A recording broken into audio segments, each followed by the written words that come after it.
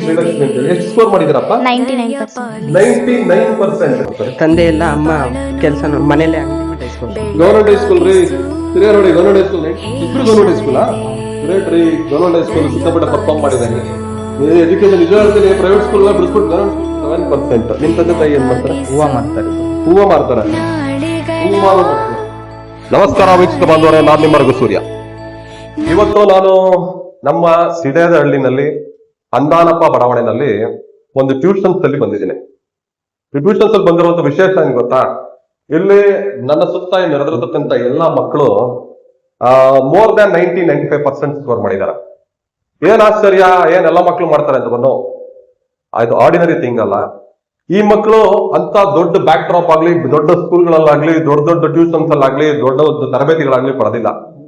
Government school ಓದುವಂತ ಮಕ್ಕಳು ಮತ್ತು ಸಾಮಾನ್ಯ ಸ್ಕೂಲ್ಗಳಲ್ಲಿ ಓದುವಂತ ಮಕ್ಕಳು, ತಂದೆ ತಾಯಿಗಳೆಲ್ಲ ನಾರ್ಮಲ್ ಮಿಡಿಲ್ ಕ್ಲಾಸ್ ಪೀಪಲ್, ಬಡವರ ಮಕ್ಕಳು ಕೂಡ ಇದ್ದಾರೆ.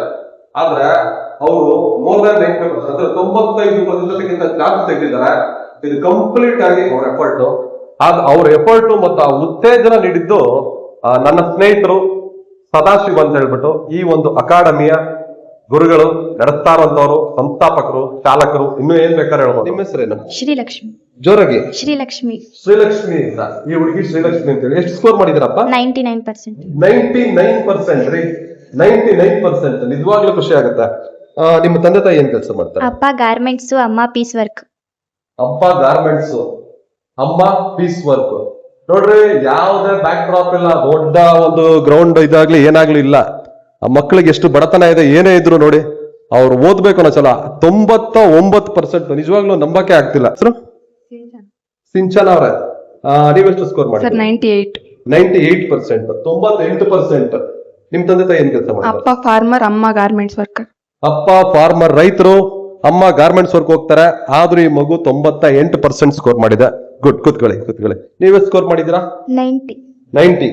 ನಿಮ್ ತಂದೆ ತಾಯಿ ಏನ್ ಕೆಲಸ ಮಾಡ್ತಾರೆ? ಅಪ್ಪ ಬಾರ್ ಬಿಲ್ಡಿಂಗ್ ಹೋಗ್ತಾರೆ, ಅಮ್ಮ ಮನೇಲಿ ಇರ್ತಾರೆ. ಅಪ್ಪ ಬಾರ್ ಬೆಂಡಿಂಗ್ ಹೋಗ್ತಾರ, ಅಮ್ಮ ಮನೇಲಿ ಇರ್ತಾರೆ. ನೀವ್ ಯಾವ school? Government school. Government school. ನೋಡಿ, ಗವರ್ಮೆಂಟ್ ಸ್ಕೂಲ್ ಮಗು 90%. ನೀವ್ ಯಾವ school Sinchana? Sir, saint John's public school. Saint John's public school ಎಲ್ಲಿ ಬರ್ತದೆ? ಅಂದಾನಪ್ಪ ಲೇಔಟ್ ಬಗ್ಲಗುಂಟೆ. ಅಂದಾನಪ್ಪ ಲೇಔಟ್ ಅಲ್ಲೇ ಬರುತ್ತೆ. ನೀವ್ ಯಾವ school? Government high school Bagalagunte. Government high school 99%. ನಮ್ಮ ಬಗಲಗುಂಟೆ ಅವರಿಗೆ.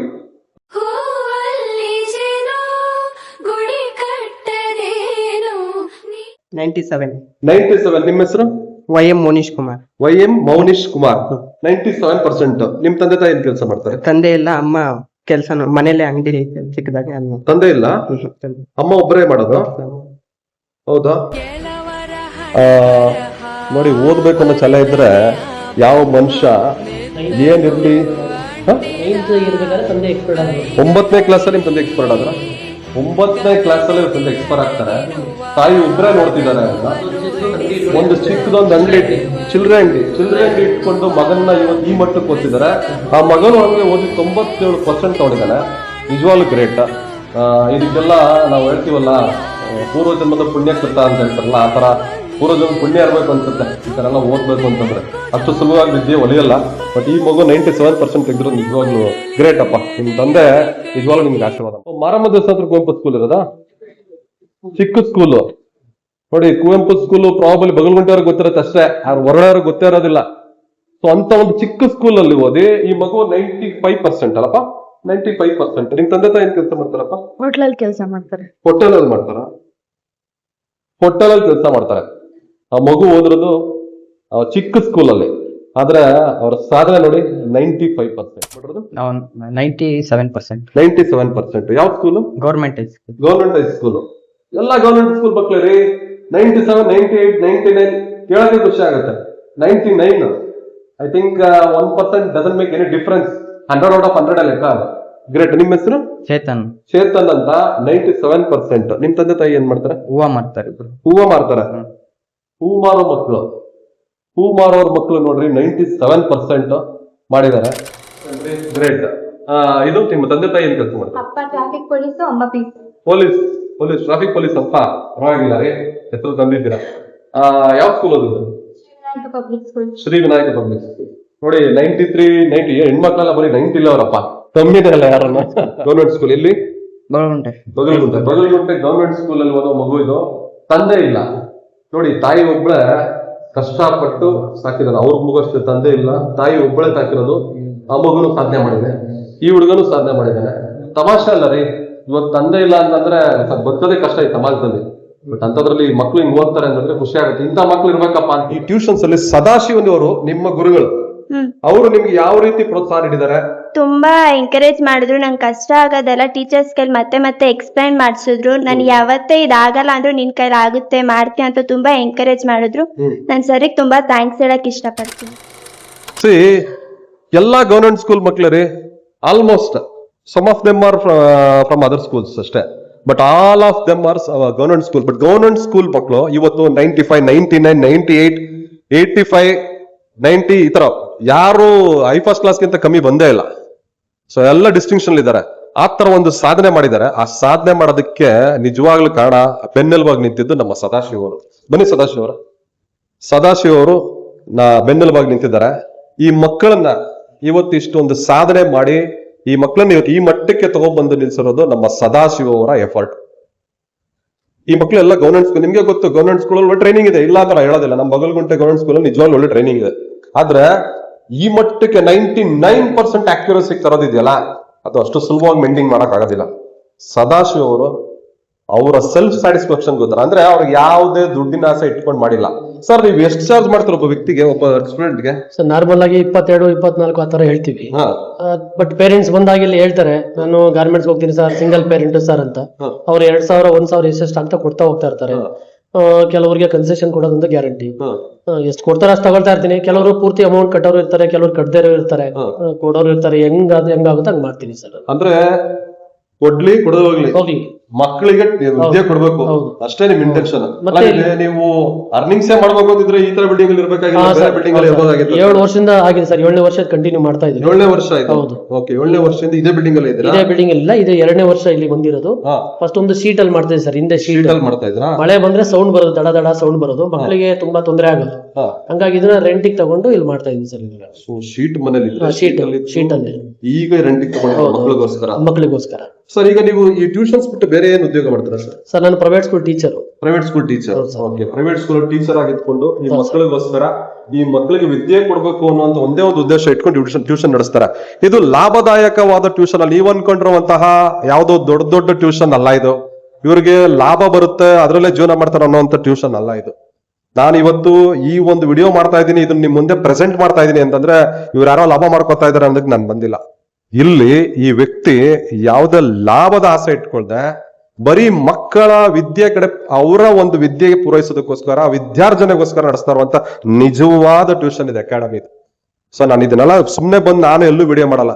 ಇದ್ರ ಬಗ್ಗೆ ಎಲ್ಲ ತಿಳ್ಕೊಂಡು ಇಲ್ಲಿ ಒಳಗಡೆ ಬಂದು ನೋಡಿದಾಗಲೇ ಗೊತ್ತಾಯ್ತು ಈ ಟ್ಯೂಷನ್ ಈ ಅವಸ್ಥೆ. ಇದೆಲ್ಲ ನೋಡಿದಾಗ ಗೊತ್ತಾಯ್ತು ದೊಡ್ಡ ಟ್ಯೂಷನ್ಸ್ ಅವರು ಯಾವ ತರ ಬೇಕೆಲ್ಲ ಮಾಡ್ಕೊಂತಾರೆ. ಇವರಿಗೆ ಮಿನಿಮಮ್ ಬೇಸಿಕ್ ನೀಡೇ ಇಲ್ಲ. ಐ ವಿಲ್ ಶೋ ಇದು ಆಫೀಸ್ ಕೂಡ ತೋರಿಸ್ತೀನಿ. ಪಾಪ ಅವ್ರ ಆಫೀಸ್ ಹೆಂಗಿದೆ ಅಂತ ನೀವು ನೋಡಿ ನೀವೇ ಡಿಸೈಡ್ ಮಾಡಿ.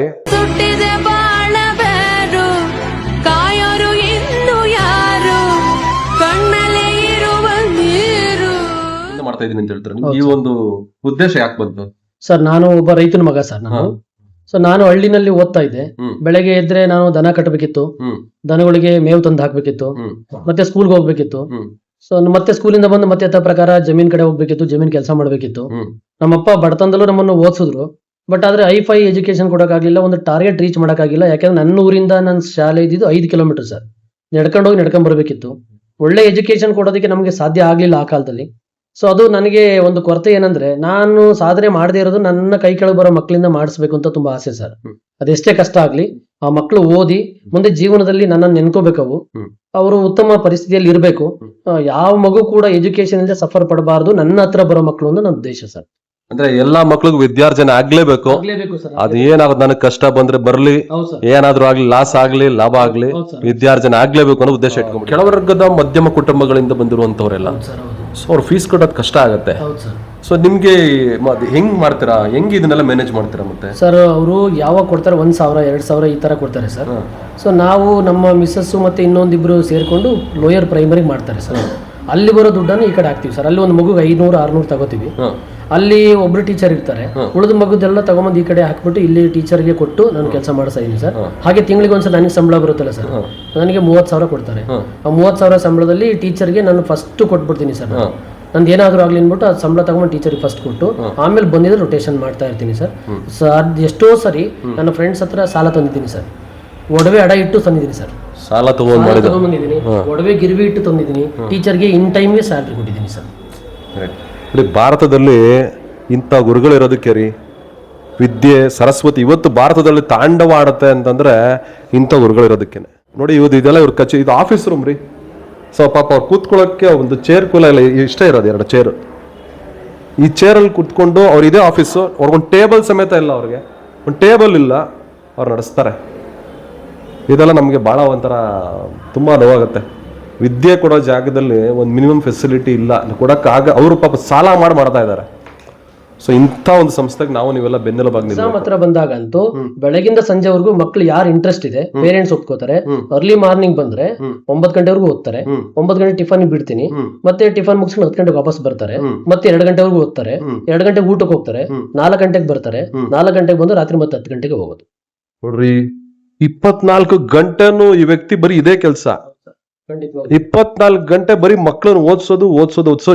ಇದಿಲ್ಲ ಅಂದ್ರೆ 99% ಬರ್ತಾ ಇರಲಿಲ್ಲ. ಇದಿಲ್ಲ ಅಂದ್ರೆ 99% ಬರೋದಿಲ್ಲ.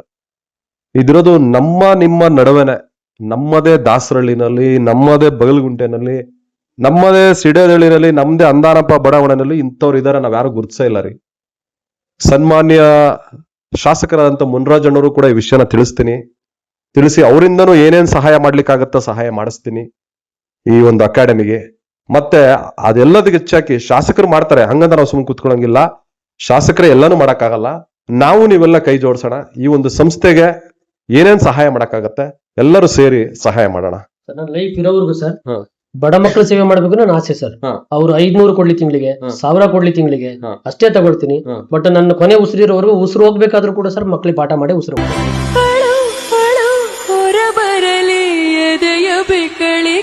ಖಂಡಿತವಾಗ್ಲು ಸರ್. ಇಂಥ ಗುರುಗಳು ಎಲ್ಲಿ ಸಿಗ್ತಾರ್ರಿ? ಇಂಥ ಗುರುಗಳು ಇರೋದಕ್ಕೆ ಕಣ್ರಿ ಇವತ್ತು ನಮ್ಮ ಮಕ್ಕಳು ನಾವೆಲ್ಲ ಹಿಂಗ್ ಉದ್ಧಾರ ಆಗಿರೋದು. ನಮ್ಮ ಮಕ್ಕಳು ಉದ್ಧಾರ ಆಗ್ತಾರೆ ಇಂಥ ಗುರುಗಳಿಂದ ಕಣ್ರಿ. ಇವತ್ತು ಆಕಾಶದ ಎತ್ತರಕ್ಕೆ ನಾವು ರಾಕೆಟ್ ಹಾರಿಸ್ತೀವಿ, ಮಿಸೈಲ್ಗಳು ಹಾರಿಸ್ತೀವಿ, ಎಂತ ಶತ್ರು ದೇಶಗಳನ್ನ ನಡುಕ ಹುಟ್ಟಿಸ್ತಾ ಇದೀವಿ ಅಂತಂದ್ರೆ ಇಂಥ ಗುರುಗಳಿಂದ ಕಣ್ರಿ. ಈ ಗುರುಗಳ ಋಣ ತೀರ್ಸಕ್ಕಾಗಲ್ಲ. ಸೊ ನಿಜವಾಗ್ಲೂ ನೀವು ಮಾಡ್ತಾರ ಸೇವೆ ಬಹಳ ಖುಷಿ ಆಯ್ತು. ನಮ್ಗೆ ಹೇಳ್ತೀವಲ್ಲ, ಪದಗಳಿಲ್ಲ. ಗುರುವಿನ ಗುಲಾಮನಾಗುವ ತನಕ ದೊರೆಯದಣ್ಣ ಮುಕುತಿ ಅಂತ ದಾಸರು ಹೇಳಿದ್ದಾರೆ. ಸೊ ಆ ಗುಲಾಮ ಆದ್ರೆ ಅವನಿಗೆ ಮೋಕ್ಷನ ಸಿಕ್ಕೋಗುತ್ತಂತೆ. ಅಂಥದ್ರಲ್ಲಿ ಈ ಮಕ್ಳಿಗೆ ಭವಿಷ್ಯ ಸಿಗುತ್ತೆ ನಿಮ್ಮಂತವರಿಂದ ಅಂತ ನಂಬ್ತೀವಿ. ನಿಮ್ಗೆ ಕೈಲಾದ ಸಹಾಯ ಮತ್ತು ನಿಮ್ಮ ಈ ಸಂಸ್ಥೆನ ಎಲ್ಲಾ ಕಡೆಗೂ ಪ್ರಸಾರ ಮಾಡಿ, ನಮ್ಮ ಕೈಲಾದ ಸಹಾಯ ಮಾಡಿ, ನಮ್ಮ ಜನಗಳಿಂದ ಏನ್ ಸಹಾಯ ಮಾಡ್ಸಕ್ಕಾಗತ್ತೆ ಖಂಡಿತ ಮಾಡಿಸ್ತೀವಿ sir. Thank you sir. Thank you very much. ಬಡ ಮಕ್ಕಳಿದ್ರೆ ಸರ್ ಖಂಡಿತವಾಗ್ಲೂ ಬರ್ಲಿ ಸರ್. ನಾನು ಫ್ರೀಯಾಗಿ ಎಜುಕೇಶನ್ ಹುಡುಕೋ ರೆಡಿ ಸರ್. ಯಾರೇ ಬಡ ಮಕ್ಕಳಿದ್ರು ನೋಡಿ, ಯಾರೇ ಬಡ ಮಕ್ಕಳಿದ್ರು ಕಳಿಸಿ, ಖಂಡಿತವಾಗ್ಲು ಸರ್ ಅವ್ರು ಪಾಠ ಮಾಡ್ತೀನಿ ನಾನು, ಕೊಡ್ತಾರೋ ಬಿಡ್ತಾರೋ ಬೇಕಾಗಿಲ್ಲ ಅಂತ ಹೇಳ್ತಾ ಇದ್ದಾರೆ. ಹೌದು ಸರ್, ಖಂಡಿತವಾಗ್ಲು ಸರ್. ನೋಡಿ, ಬಡ ಮಕ್ಕಳಿದ್ರೆ ಖಂಡಿತವಾಗ್ಲು ಕಲ್ಸ್ಕೊಡ್ತೀನಿ ಸರ್ ನಾನು. ಸದಾಶಿವ ಅಂತ ವ್ಯಕ್ತಿ ನಿಮ್ಮಲ್ಲಿರೋದು ನಮ್ಮ ಪುಣ್ಯ. ಸೊ ಅಂತ ವ್ಯಕ್ತಿಗೆ ನಾವೆಲ್ಲ ಬಲವಾಗಿ ನಿಲ್ಲೋಣ. ನೀವೆಲ್ಲರೂ ನನ್ನ ಜೊತೆ ಕೈ ಜೋಡಿಸಿ. ಧನ್ಯವಾದಗಳು.